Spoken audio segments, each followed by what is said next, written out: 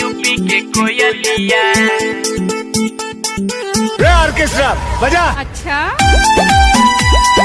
UP के कोयलिया UP के कोयलिया Music by Gajana. Presented by Ansika Studio, Ramkola. तू ही हो रानी हमर यूपी के कोयलिया। आए हाय तू ही हो रानी हमर यूपी के कोयलिया। बड़ा निक लागे तोहर मीठी मीठी बोलिया। बड़ा निक लागे तोहर मीठी मीठी बोलिया। मीठी मीठी बोलिया तू ही हो रानी हमर यूपी के कोयलिया। तू ही हो रानी हमर यूपी के कोयलिया।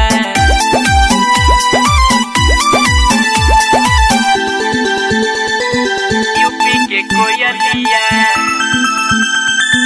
यूपी के कोयलिया हो रानी हमर यूपी के कोयलिया।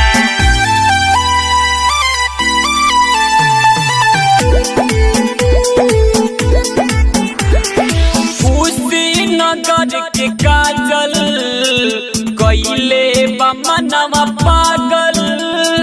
बिंदिया गोरखपुर के सटलू एही से दिलवा लागल। एही से दिलवा लागल।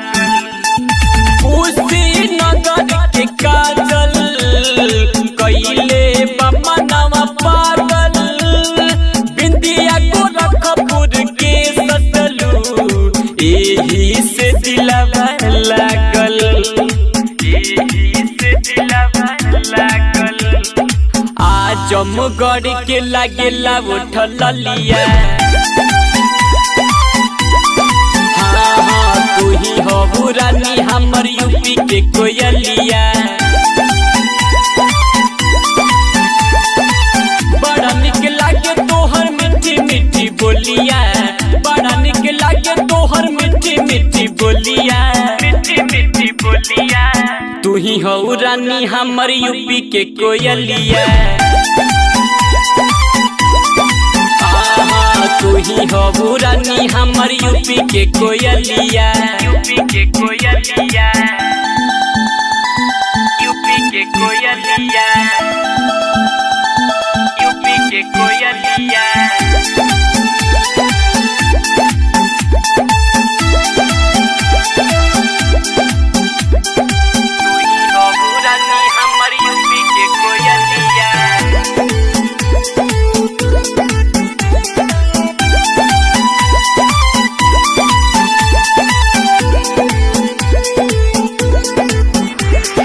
महाराजगंज के मुस्की गाजीपुर के गोराई कहे संदीप परदेसी यूपी में डोली आई।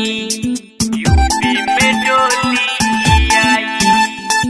महाराजगंज के मुस्की देवरिया के गोराई कहे गायक संदीप परदेसी यूपी में डोली आई। यूपी में डोली आई। राइटर पंकज भइले बबलिया। हाँ तू ही हो रानी हमर यूपी के कोयलिया। बड़ा निक लागे तोहर मीठी मीठी बोलिया। बड़ा निक लागे तोहर मीठी मीठी बोलिया। मीठी मीठी बोलिया तू ही हो रानी हमर यूपी के कोयलिया। हाय हाय तू ही हो रानी हमर यूपी के कोयलिया। कोयलिया Presented by Ansika Studio, Ramkola. बड़ा निक लागे तोहर मीठी मीठी बोलिया। मीठी मीठी बोलिया तू ही हो रानी हमर यूपी के कोयलिया।